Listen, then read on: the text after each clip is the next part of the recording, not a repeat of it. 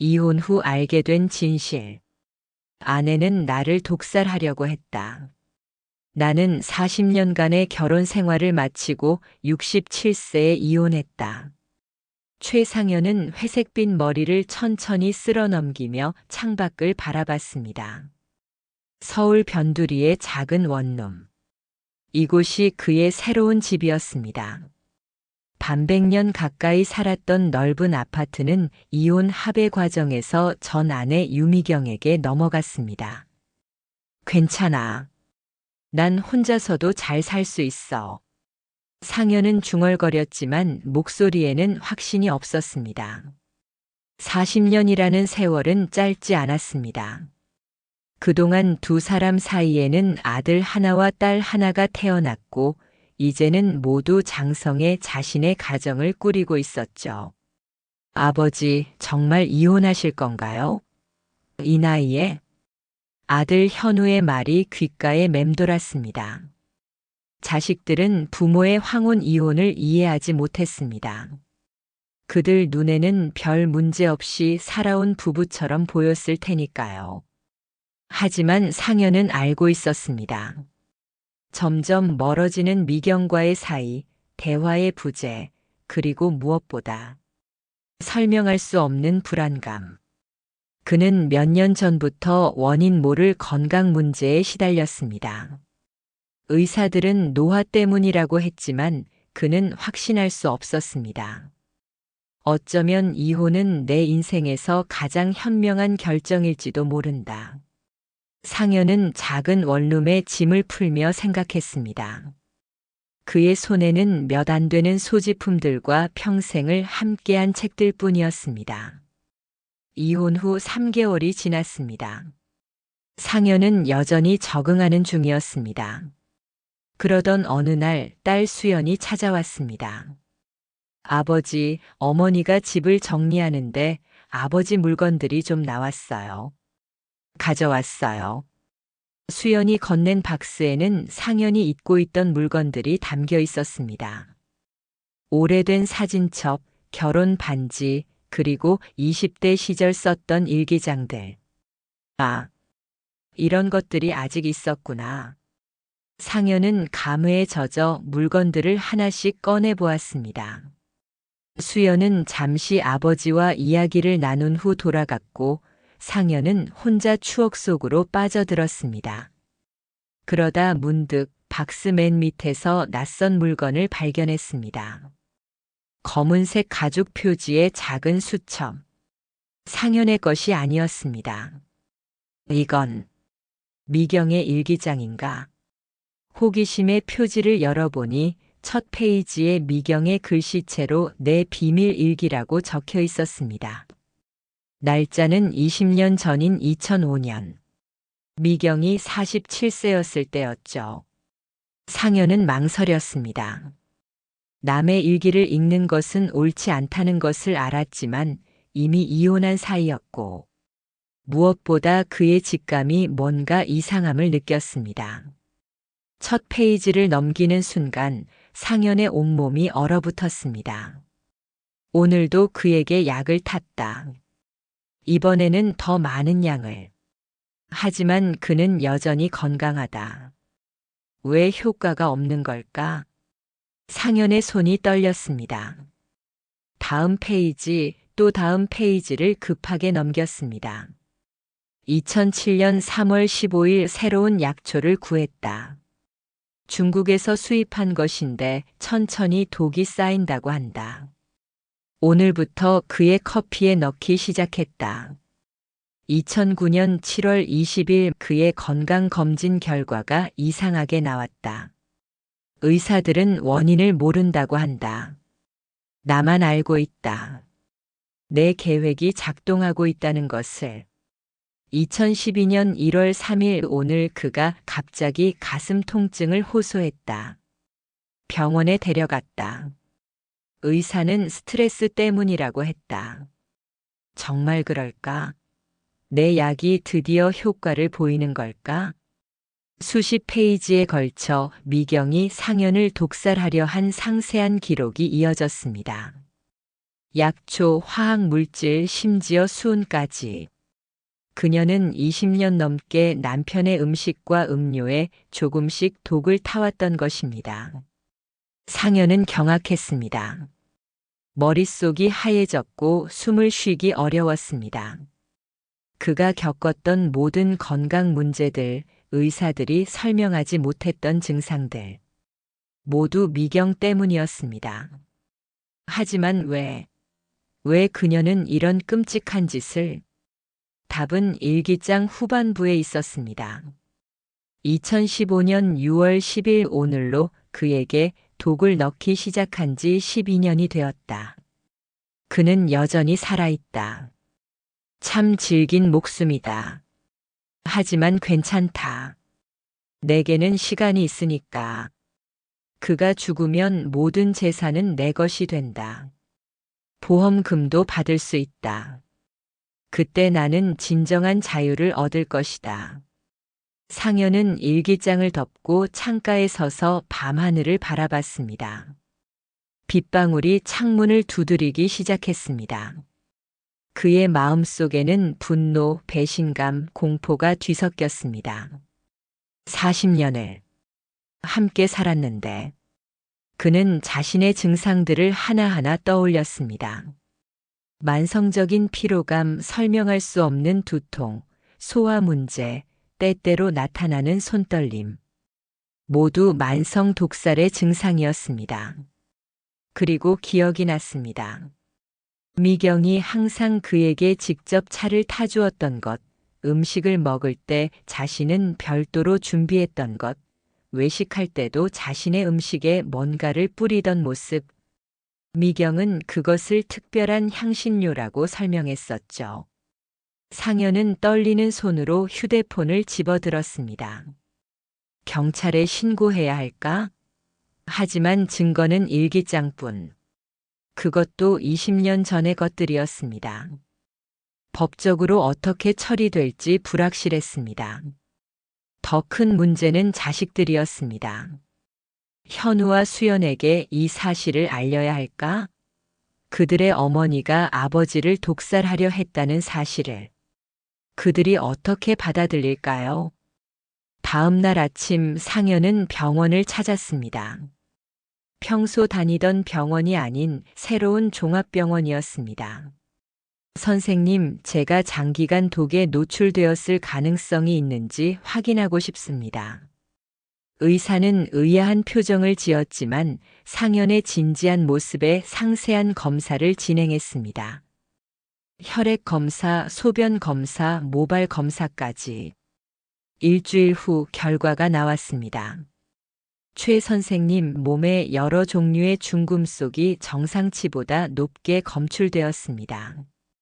특히 비소와 수은의 수치가 매우 높습니다. 이런 경우는 매우 드문데 혹시 직업상 이런 물질에 노출될 가능성이 있으셨나요? 상현은 고개를 저었습니다. 그는 평범한 회사원이었고 은퇴 후에는 아무런 화학 물질과 접촉할 일이 없었습니다. 이런 상태가 된 지는 얼마나 됐을까요? 수치로 봤을 때 아마도 수년, 어쩌면 수십 년에 걸쳐 소량씩 축적된 것으로 보입니다. 매우 이례적인 케이스입니다.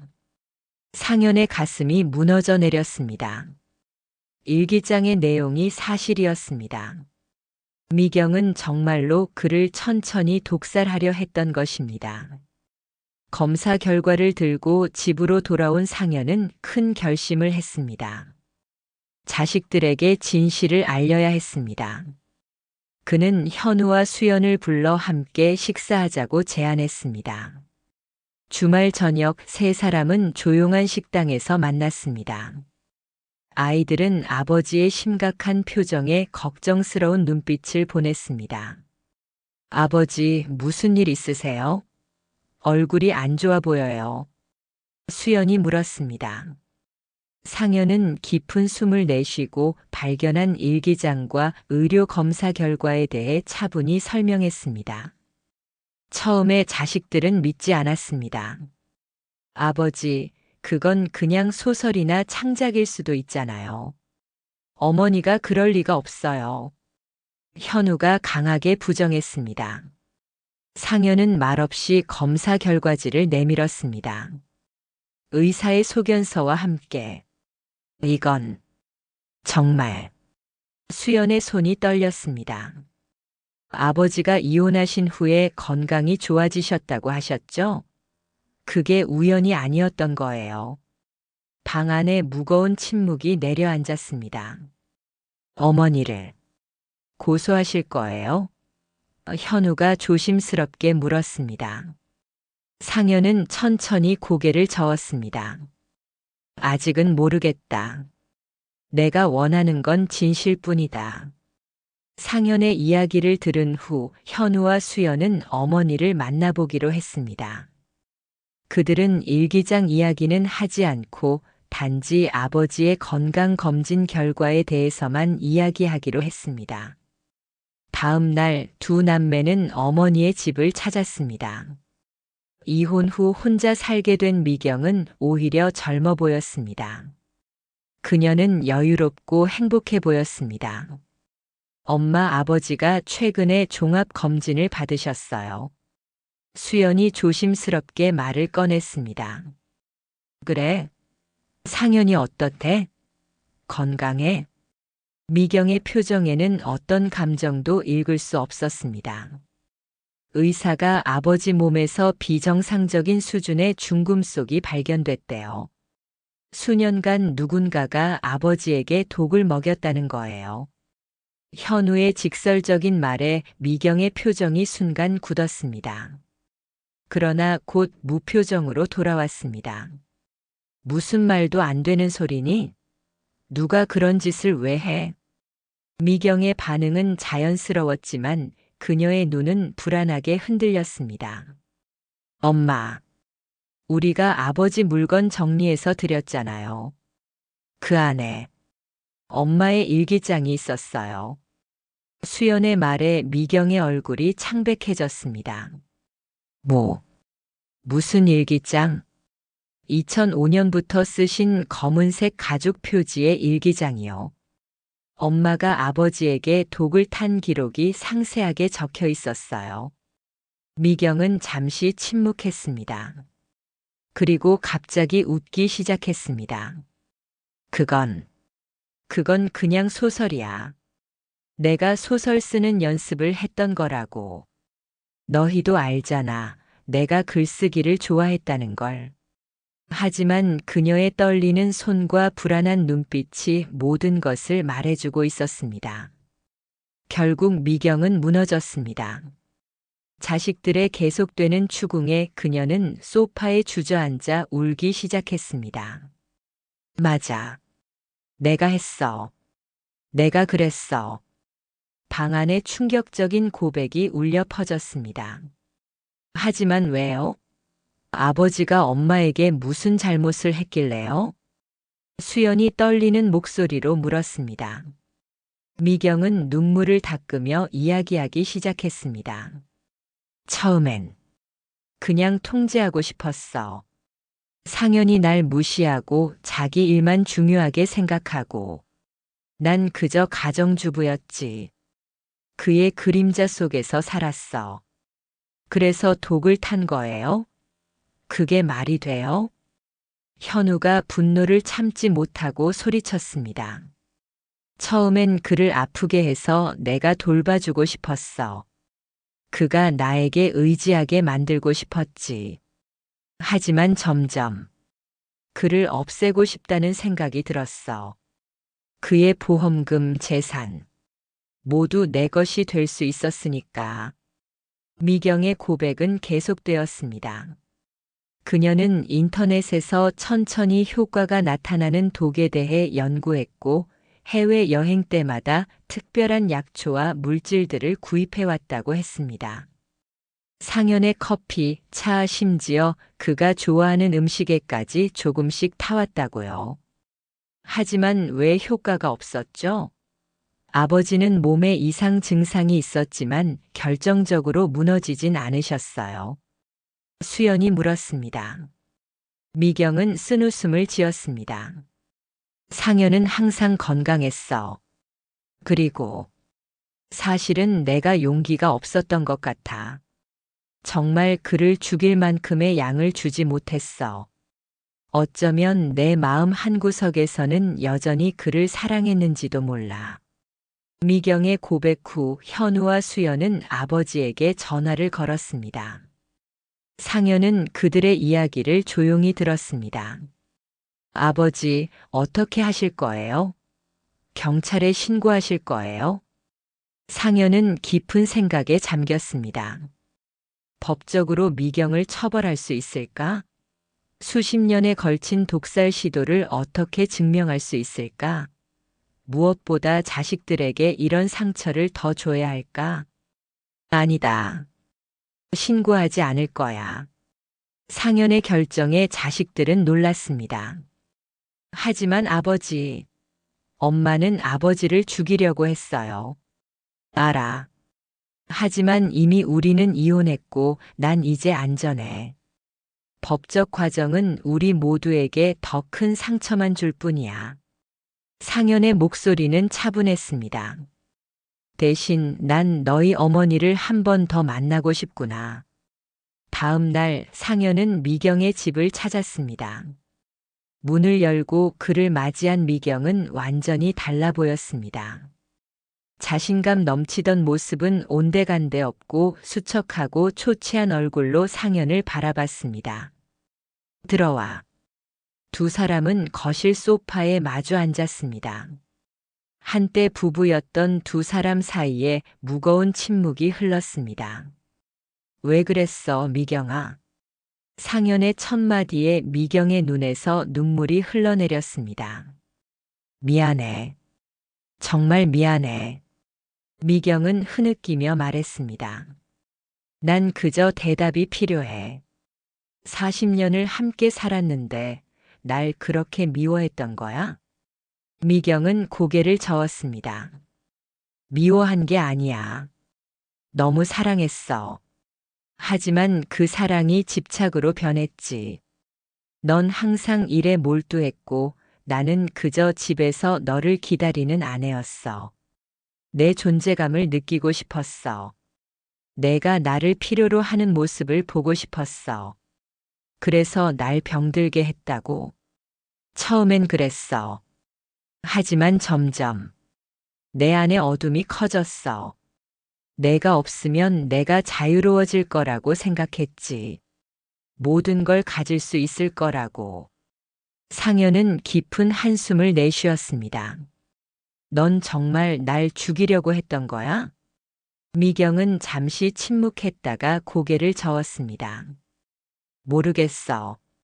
정말로 그러고 싶었던 적도 있었지만 실제로 그렇게 할 용기는 없었어. 그래서 항상 적은 약만 탔던 것 같아. 내가 정말 위험해질 때마다 나는 무서워졌으니까. 상현은 천천히 일어났습니다. 창밖으로 석양이 물들고 있었습니다. 난 널 고소하지 않을 거야. 미경의 눈이 커졌습니다. 왜? 우리 아이들 때문이야. 그들에게 더 큰 상처를 주고 싶지 않아. 그리고 이미 넌 충분히 고통받고 있는 것 같아. 상현은 문 쪽으로 걸어갔습니다.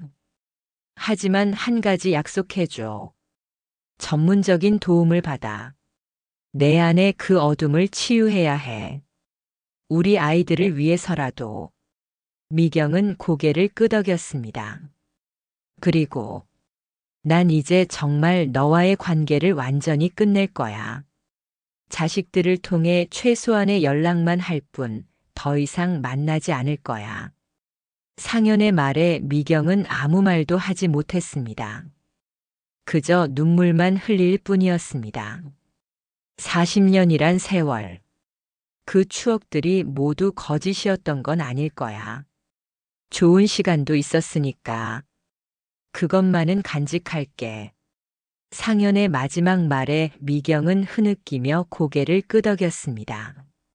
잘 있어, 미경아. 상현은 돌아서서 집을 나섰습니다. 봄바람이 그의 얼굴을 스쳤고 처음으로 그는 자유로움을 느꼈습니다. 1년 후, 상현은 병원에서 치료를 받아 몸에 축적된 독소를 상당 부분 제거했습니다. 그의 건강은 놀랍도록 호전되었습니다. 그는 이제 작은 출판사에서 편집자로 일하며 제2의 인생을 시작했습니다. 젊었을 때 꿈꿨던 일이었죠. 미경은 정신과 상담을 받기 시작했고 자식들과의 관계를 회복하기 위해 노력하고 있었습니다. 상현과는 완전히 연락이 끊겼지만 가끔 자식들을 통해 그가 잘 지내고 있다는 소식을 들었습니다. 현우와 수연은 부모의 충격적인 비밀을 알게 된 후 한동안 힘든 시간을 보냈지만 서로를 지지하며 이겨내고 있었습니다. 상현은 종종 생각했습니다. 만약 이혼하지 않았다면 어땠을까? 아마도 지금쯤 그는 병원 침대에 누워 있거나 더 나쁜 상황이 되었을지도 모릅니다. 때로는 이별이 새로운 시작이 될 수 있다. 상현은 자신의 원룸 창가에 서서 해가 뜨는 것을 바라보며 중얼거렸습니다. 그의 얼굴에는 오랜만에 평온한 미소가 번졌습니다. 40년의 결혼 생활, 그리고 충격적인 비밀. 하지만 이제 그는 진정한 자유와 함께 새로운 인생을 살고 있었습니다. 상현이 원룸을 나서는 날이었습니다. 그는 이제 작은 아파트를 구입해 이사를 가기로 했습니다. 짐을 정리하던 중 그는 미경의 일기장을 다시 발견했습니다. 잠시 들여다본 후 그는 결심했습니다. 근처 한강공원으로 가서 상현은 일기장을 강물에 던졌습니다.